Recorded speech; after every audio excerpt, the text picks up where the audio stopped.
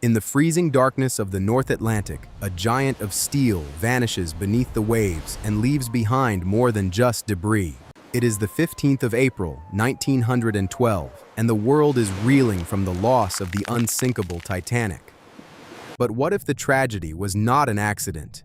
What if the ship resting 2 miles down is not the Titanic at all? These questions have fueled a century of speculation and dark whispers. To understand the roots of the switch theory, we must look at the sister ship, the Olympic. Both vessels were nearly identical, built side by side in the Harland and Wolff shipyards in Belfast. However, the Olympic had a troubled beginning. In 1911, it collided with a British warship, the Hawke, causing massive structural damage. Some theorists argue that the repairs were too costly for the White Star Line, and the company faced financial ruin. Was it possible that a desperate plan was hatched in the shadows of the dry dock? The idea is simple yet chilling.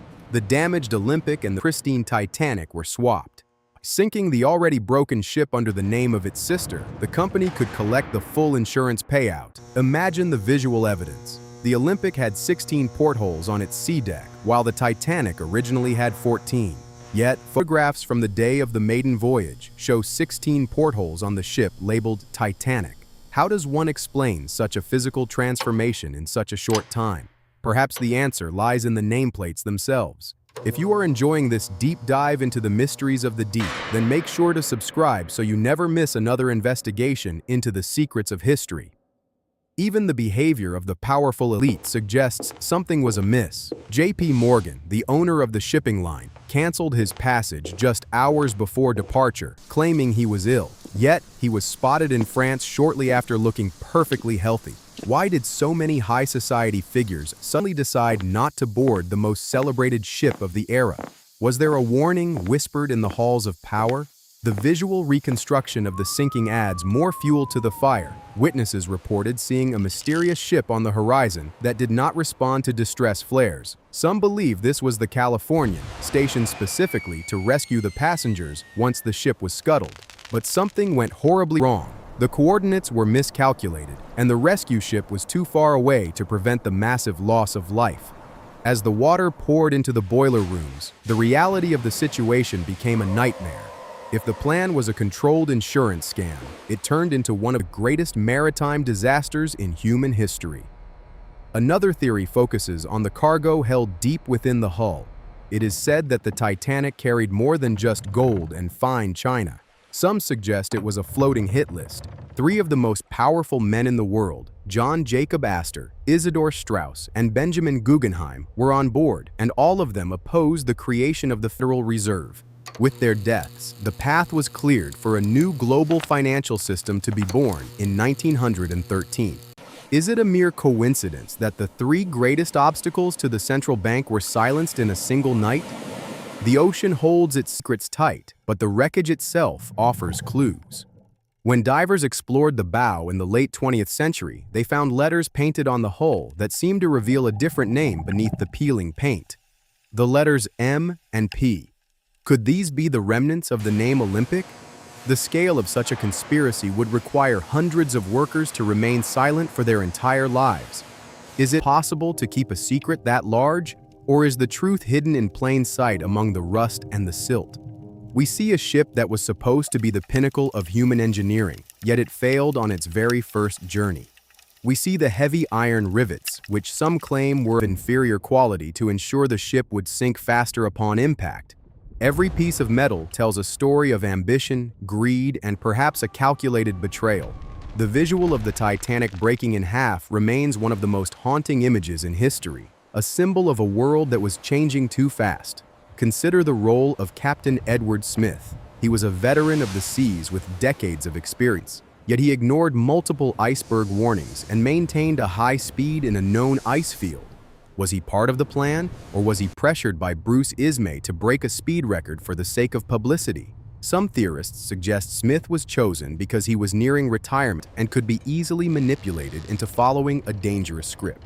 Imagine the scene on the bridge as the officers realized the collision was inevitable. Was it a genuine panic or a moment of realization that the plan had spiraled out of control? The logistics of swapping two massive ships would be immense, involving the exchange of thousands of items, from the furniture and the linens to the lifeboats and the cutlery. Skeptics ask how such a monumental task could be completed in just a few days without anyone noticing. Yet, those who believe in the conspiracy point to the hurried nature of the final weeks in the shipyard. They argue that under the cover of night, the names were swapped and the interiors were slightly altered to deceive the unsuspecting passengers. Then there is the mystery of the SS Californian. The ship was carrying no passengers, only 3,000 wool sweaters and blankets. Why would a cargo ship be sitting idle in the middle of the North Atlantic ice fields with its engines off? Was it waiting for a signal that never came, or did the captain lose his nerve when he saw the sheer scale of the disaster? The visual of the flares rising into the night sky is a haunting reminder of the help that was so close yet so far away. Let us look deeper into the insurance policy itself. Just days before the launch, the insurance coverage on the vessel was significantly increased. Why would a company insure a brand new, unsinkable ship for more than its actual value if they did not expect something to happen? This financial detail is often cited as the smoking gun in the insurance fraud theory. Furthermore, the coal strike in England during 1912 meant that coal was scarce, yet the Titanic was prioritized, receiving coal from other ships in the fleet. Some believe this was done to ensure the ship could make its scheduled departure and fulfill its dark purpose. The fire that burned in coal bunker number 6 for days before the collision is another point of contention. Some experts argue the fire weakened the steel hull, making it vulnerable to the ice. Others suggest the fire was intentional, meant to force the crew to speed through the ice to reach the next port quickly. The visual of the glowing red hull as it hit the iceberg adds a terrifying layer to the story. If the steel was already compromised, the iceberg was merely the final blow in a sequence of events designed to destroy the ship. We must also consider the story of the cursed mummy. Legend has it that an ancient Egyptian artifact was in the hold, bringing bad luck to everyone who touched it. While this sounds like a ghost story, it reflects the deep sense of unease and the need for explanations that surrounded the tragedy. The visual of a silent, cursed object resting in the dark alongside the victims creates a powerful image of supernatural doom. But the most grounded theories always return to the money and the power. The Federal Reserve Act was passed just 1 year after the sinking, changing the course of global history forever. If the titans of industry who died that night had been present to vote, would the world look different today? The visual reconstruction of these events paints a picture of a world at a crossroads where the old guard was being swept away to make room for a new order. As we look at the debris field today, scattered across the ocean floor, we see shoes, suitcases, and the twisted remains of a dream. Is it a crime scene or a graveyard? The theories may never be proven, but they serve as a reminder that history is often written by the survivors. The mystery of the Titanic remains a puzzle with missing pieces, hidden beneath layers of rust and time. Whether it was the Titanic or the Olympic that sank that night, the tragedy remains the same. Thousands of lives lost to the cold, dark water. We continue to search for answers because the story is too big to be simple. We want there to be a reason, a plan, or a villain, because the alternative, that it was all just a series of tragic mistakes, is almost too much to bear. The sea does not care about conspiracies or insurance claims. It only knows the weight of the steel and the silence of the deep. As the cameras move across the wreck, we see the ghostly images of the grand staircase, once a symbol of luxury, now a hollow shell. Every frame of video from the bottom of the ocean invites us to wonder what secrets are still hidden in the mud. Could there be a document, a nameplate, or a piece of cargo that finally settles the debate?